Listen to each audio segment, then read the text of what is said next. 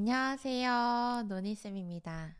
제가 종종 영상들에서 빠른 아이, 그리고 타고난 아이들에 대해서 언급하고 설명해 왔었는데요. 빠른 아이가 있다면 느린 아이들도 있죠. 오늘의 영상은 조금은 느릴 수도 있는 아이들에 대해서 설명하고 그들의 지도법에 대해서 이야기를 나눠보려고 합니다. 제 경험상 약 30명에 1명꼴로 많이 그리고 유난히 느린 아이들이 있었는데요. 이거는 사실 제 경험상이고요. 만약에 엄마표를 하시는 경우에는 내 자녀가 1명인데 속도가 나지 않는다 하면 100%의 확률이고 두 아이 중 1명이 느리다면 50%의 확률이 되겠죠. 대개 아이들이 느리다 혹은 더디다 라고 느끼시는 분들은 들이는 시간 혹은 인풋에 비해서 아웃풋이 없다고 느끼실 때에 그리고 이와 더불어서 때로는 답답한 감정, 불안한 감정까지도 느끼시는 것 같은데요.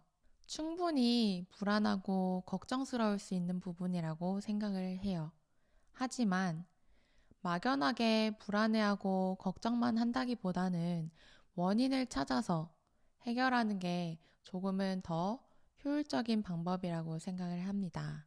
그래서 오늘은 지난 10여 년간 아이들을 가르치면서 느꼈던 혹은 파악했던 원인들과 해결책들에 대해서 이야기를 나눠보려고 합니다. 아시겠지만 제 경험이 무조건적으로 맞지는 않습니다. 그렇기 때문에 도움이 된다면 참고만 해주시면 좋을 것 같아요. 우선 아이가 유달리 느리다고 느껴진다면 원인이 무엇 때문인지 파악을 먼저 해야겠죠. 이 원인으로는 5가지 정도를 꼽을 수 있을 것 같아요. 첫 번째로는 인풋에 오류가 있는 경우. 제가 이제까지 정말 많이 강조해왔지만 아이가 느끼는 난이도가 중요하다고 했었죠. 너무 쉬워도 안 되고 너무 어려워도 안 된다. 적당히 챌린징 해야지만 아이에게 학습 효과가 나타난다고 이야기를 해왔었는데요. 만약에 난이도가 너무 어렵거나 너무 쉬운 경우에도 아웃풋으로 나타나지 않습니다. 또한 제가 이전 영상에서 노출량에 대해서도 이야기를 했었죠. 최소한의 노출량 그리고 난이도를 올리는 속도 또한도 이 인풋에 해당이 됩니다. 그래서 인풋에 원인이 있는 경우에는 난이도 조절, 최소한의 노출량 조절, 그리고 속도 조절을 해주셔야 합니다. 두 번째 경우에는 단어의 불균형이 있는 경우입니다. 제가 거듭 강조해왔던 영단어, 단어를 외우지 않고 유추만을 통해서 책 읽기를 한 경우에는 꼭 필요한 단어들을 제대로 그리고 명확하게 알지 못하는 경우들이 많이 있는데요. 이런 경우들에는 결국 한계가 찾아올 수밖에 없습니다. 이 한계라는 것은 결국 책의 난이도가 올라가면 올라갈수록 극명하게 보일 수밖에 없는 부분인데요. 아무리 타고난 재능을 가진 아이라고 하더라도 모든 단어들을 다 모르는데 유추를 통해서 이해를 하는 것은 불가능하겠죠. 이런 아이들의 경우에는 이 어휘에 있는 구멍을 찾아서 메꿔줘야 합니다. 쉬운 단어들 위주로 해서 채워주어야 하고요. 단어 암기는 무조건적으로 병행되어야 합니다.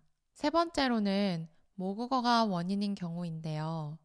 모국어에 문제가 있다 하면 놀라실 수도 있을 것 같아요. 근데 한국말을 못한다 그런 개념이 아니고요. 제가 전에도 이야기를 해왔었는데 내가 모국어로 지각할 수 있는 범위가 좁다면 그만큼 외국어로 배울 수 있는 범위 또한도 좁아지겠죠. 간혹 난이도 조절도 잘 되어 있고 문장 안에 모든 단어들을 다 알고 있음에도 문장 해석이 안 되는 경우들이 있어요. 처음에는 왜 이러지?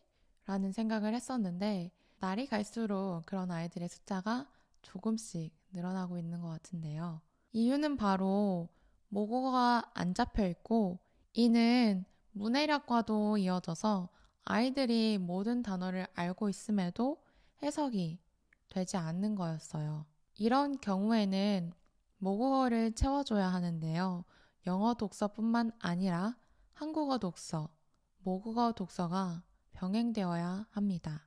네 번째 원인으로는 기억력이 조금 부족한 경우가 될 수 있는데요. 사실 기억력이 부족하다 하면은 굉장히 속이 상하죠.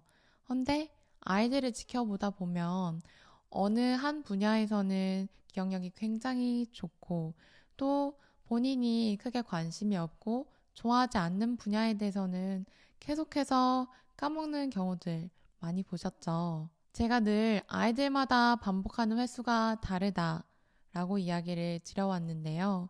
어떤 아이는 10번, 어떤 아이는 20번, 또 어떤 아이는 30번을 반복해야지 하나의 단어를 본인의 것으로 만들 수 있습니다. 이 부분은 사실 아이들이 타고난 기질이나 성향이 다르기 때문이지 맞고 틀리고의 문제가 아니기 때문에 너무 상심하지 않으셨으면 좋겠습니다. 그래서 이런 아이들의 경우에는 남들보다 더 많이 반복을 시켜주셔야 해요. 저 같은 경우에는 책꽂이 한 칸으로 단계를 분류를 하곤 하는데요. 반복이 더 많이 필요한 경우에는 책꽂이 한 칸에 있는 책들을 한 사이클 더 반복하기도 합니다. 다섯 번째로는 아이의 집중력이 원인일 수도 있는데요. 사실 이 부분은 조금 민감할 수도 있고 조심스러운 부분입니다. 정도와 빈도에 따라서 조금은 다를 수 있겠지만 때로는 Attention Deficit Hyperactivity Disorder 라고 해서 ADHD와 연관이 있을 수 있습니다. 사실 이 ADHD라는 명칭이 가지는 폭력성, 즉 부정적인 이미지가 굉장히 강한데요. 그래서 저를 포함한 많은 분들이 이 주제에 대해서 굉장히 민감하게 생각을 하는 것 같아요. 지난 10여 년간 정말 많이 봐왔지만 사실 가족들은 아이에게 주의력 결핍 장애가 있는지 모르는 경우가 많았던 것 같아요. 그런데 어찌 보면 또 당연할 수도 있는 것 같아요. 왜냐면 아이들이 저랑은 오래 머물면 5시간까지도 머물게 되는데 아이들이 학습하는 모습을 면밀히 관찰하기가 제가 좀 더 유리한 조건에 있기 때문이죠. 아이들은 다 원래 산만한 거지 뭐 라고 치부하는 경우들도 많이 있는 것 같아요. 그래서 저 또한도 이 부분이 굉장히 어렵고 조심스럽다고 느껴지는 것 같아요.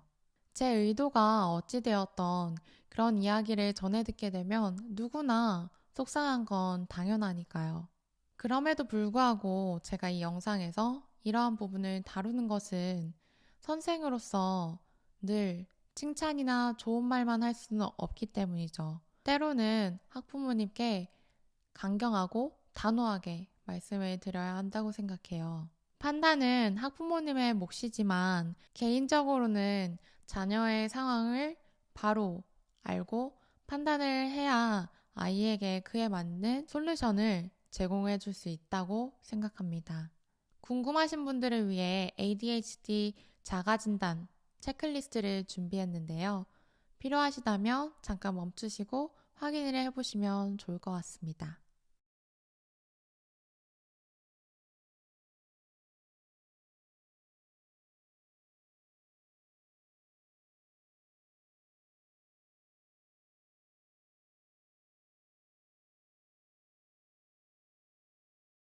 이렇게 집중력의 원인이 있는 아이들의 경우에는 전문가와 상담하셔서 방법을 찾아가실 것을 추천드려요. 그래서 이런 경우에는 영어 공부보다 앞서 아이의 상황을 개선시켜주는 것이 우선되어야 한다고 생각합니다. 늘 그렇듯이 우리 아이에 대한 객관적인 판단, 그리고 상황에 맞는 공부법을 적용하는 것이 중요하다고 생각합니다. 아이들에 따라 다르지만 어떤 아이는 원서 읽기 방법이 안 맞을 수도 있고 또 어떤 경우에는 아이가 느린 아이일수록 무조건적으로 원서 읽기가 필요한 경우도 있을 수 있어요. 항상 말씀드려왔듯이 저는 판단에 조금의 도움을 주는 역할을 할 뿐 결정과 판단은 언제나 학부모님의 몫이라는 것 잊지 마세요. 오늘 노니쌤이 준비한 영상은 여기까지입니다. 우리 모두 느린 아이들을 비난하거나 탓할 것이 아니라 어른으로서 이러한 아이들에게 어떻게 도움을 줄 수 있을지 고민하는 시간을 가져보시기를 바라는 마음입니다. 오늘도 학부모님들의 결정에 조금이나마 도움이 되었기를 바라면서 오늘의 영상 여기서 마치도록 하겠습니다. 다음에 또 만나요.